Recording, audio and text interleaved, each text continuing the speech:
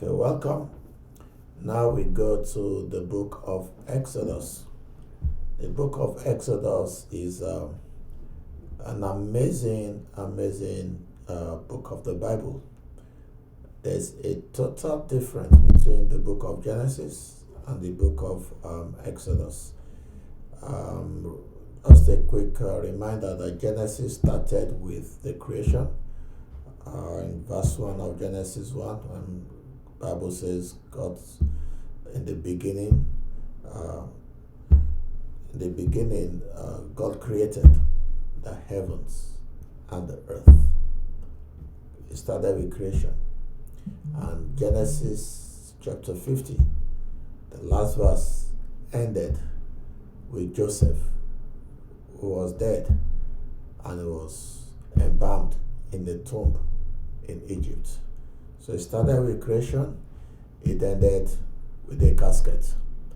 The book of Exodus is where you begin to see the power of God. It's in the book of Exodus you hear the word holy for the very first time. All through the book of Genesis, there was nothing like a holy God. Holy started as a word in Exodus chapter 3. So let's move into Exodus chapter 1 now, from verse 1 to 6. Now these are the names of the children of Israel, which came into Egypt. Every man and his household came with Jacob: Reuben, Simeon, Levi, Judah, Issachar, Zebulun, and Benjamin, Dan, Naphtali, Gad, and Asher, and all the souls which came out of the loins of Jacob were 70 souls, for Joseph was in Egypt already. And Joseph died, and all his brethren, and all that generation. So Exodus, like I said, is a sequel to the book of Genesis. The death of Joseph concludes the book of Genesis. And then here we see in Exodus chapter 1, from verse 1, I began to talk about the descendants of Jacob, the generation of Jacob that moved to Egypt by their tribes. So, and verse 6 tells us that Joseph, all of his brethren, and all that generation had already died. 3.5 centuries have passed. That's like 150 years had passed, by this time. And then in verse 7 of Exodus chapter 1, it says, "And the children of Israel were fruitful and increased abundantly and multiplied and waxed great, exceeding mighty. And the land was filled with them." That's Exodus 1 verse 7. So this verse is a fulfillment of the promise that God gave to Jacob that says his descendants will be mighty in the land. And of course, the same prophecy God gave to Abraham when he told him that his descendants will be slaves in a foreign land for 400 years, but he will multiply them and bring them out by a strong hand. So, but now in verse 8 says, "There arose," this is a very significant verse in Exodus 1. Verse 8, "Now there arose a new king over Egypt, which knew not Joseph." Now a new king had been enthroned who has never heard of that man called Joseph, that great man called Joseph. Generations have passed. Things have happened. Joseph's history had become extinct, non-relevant, no more known. Why? Because generation after generation were not passing the message down. The history was not being recorded from generation to generation. And so a new king arose that never knew Joseph and felt no indebtedness to him or the descendants. This is a tremendous lesson to be learned. There is a continual responsibility upon us to teach the descendants, the ones coming after us, the word of God. that we need to pass this revelation of God down generation by generation. If we neglect to teach the Bible, a time will come that some generations will never have known that their great-grandfathers were preachers, or they were pastors, or they were evangelists, or they served God wholeheartedly, unless we make sure that we disciple people, especially our children and grandchildren. During the days of Joseph, it would not have occurred to them that a time may ever come that nobody in the land of Egypt will ever know that there was someone called Joseph. It took 150 years, but it happened. Some time ago, I was reading about this big drink company, Coca-Cola. And when it was said there that out of every bottle of Coca-Cola that was sold in the market, I don't know how far it's true, I read about it, said there's a certain percentage that is spent on advertising. And then you wonder, why is Coca-Cola still advertising despite its global reach all over the nations? Everywhere you find Coca-Cola, yet they are still spending money on advertisement. Well, that is the secret. The person who placed the advert, who wrote about it, said that the CEO of Coca-Cola mentioned that, do you remember there was a particular drink many years ago that was almost competing with Coca-Cola? Said, but where is that company today? It's nowhere to be found. He said, and the difference between Coke and that company was the fact of advertising. That Coke always invests, despite its global dominance, it is still investing in advert. He says the day Coke stopped advertising, that day is when Coke began to go down. And so it's so significant a statement when we now come to the knowledge of God and the teaching of Christ to generations after us. It is always necessary to teach the next generation what happened in the days of the previous generation. And so there arose a generation that never knew Joseph. At one time, Joseph was well known all over the world as the one that delivered the whole world from starvation when famine hit for 7 years. And so a new Pharaoh came. He saw Israelites as cankerworms and enemies that must be destroyed. He never read history of how Joseph delivered even the Egyptians from death. Verse 9 says, come on, let us deal wisely with them, lest they multiply. And it come to pass that when there falleth out any war, they join also unto our enemies and fight against us, and so get them up out of the land. That's verse 9 and 10. It was a real possibility that Israel might have joined forces with the enemies against the Egyptians. Although Pharaoh wanted slaves, the simple way to solve the problem would have been to let Israel go, because they've now grown even more than the Egyptians. But instead of releasing Israel, Pharaoh decided to use worldly wisdom to take care of that difficulty. He made them slaves and made life miserable for them. Verse 11 says, therefore they set over them taskmasters to afflict them with their burdens, and they built for Pharaoh treasure cities, Pithom and Ramses. So the children of Israel were forced into hard labor. They did not build the pyramids at this time because those pyramids had already been built during the days of Joseph, when they were storing up grains in those 7 years of plenty. So these are new cities that the children of Israel, through hardship, built for Pharaoh. They built treasure cities. They constructed the cities with bricks, which they as slaves were forced to make by themselves. At the beginning of slavery of Israel, they provided straws for them. However, when persecution increased, Pharaoh said they should go and make straws by themselves. So they have to make straws and then they have to build. It was torture. It was decades of torture. It was years and years of serious hardship. There was no doubt that the Israelites were in a difficult position.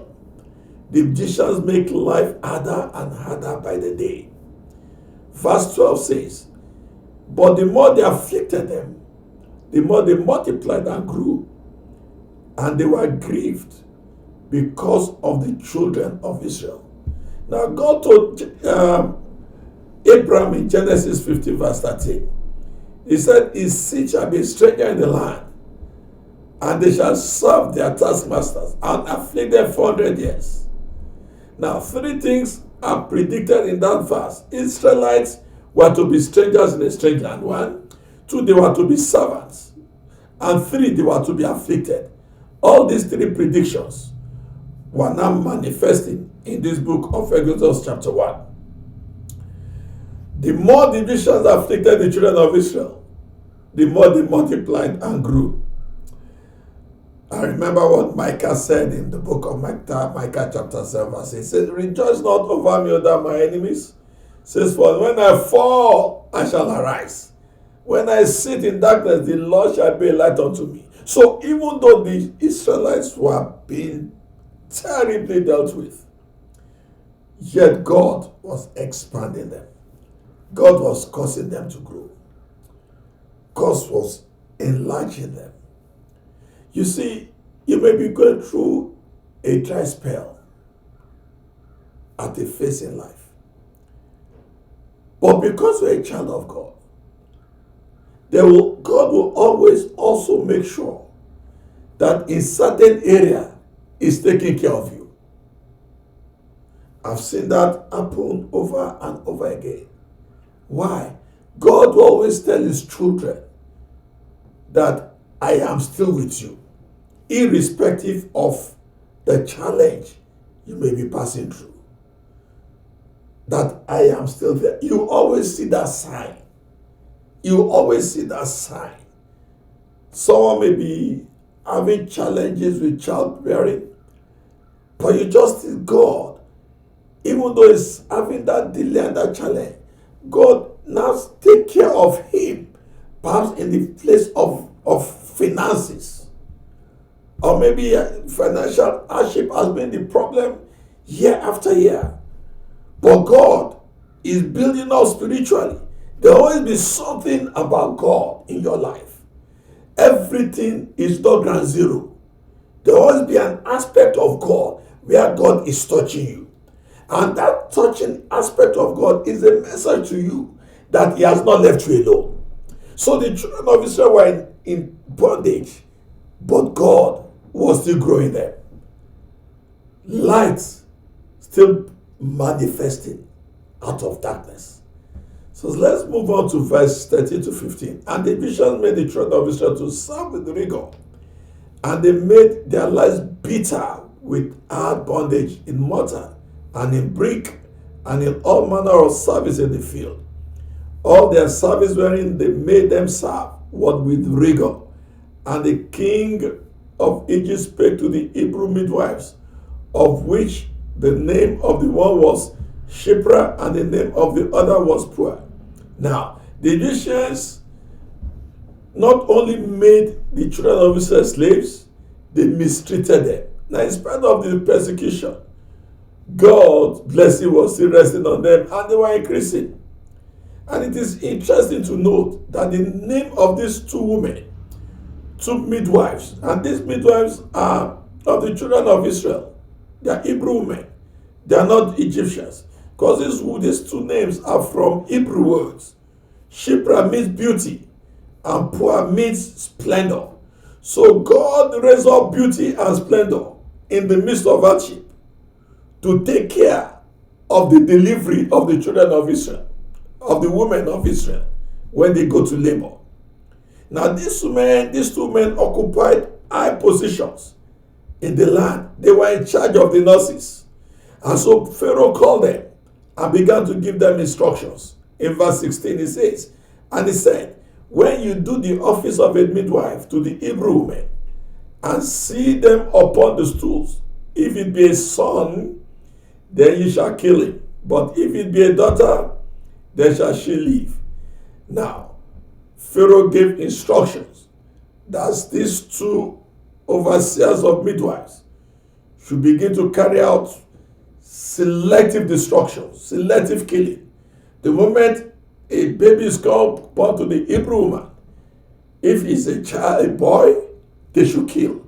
If it's a girl, they should leave alone. Now, this is another attempt of Satan to destroy the lineage leading to the coming of the Messiah, Jesus Christ. Now, satanic attempts to cut off the lines leading to Christ run all the way in the Bible, from the Old Testament to the New Testament.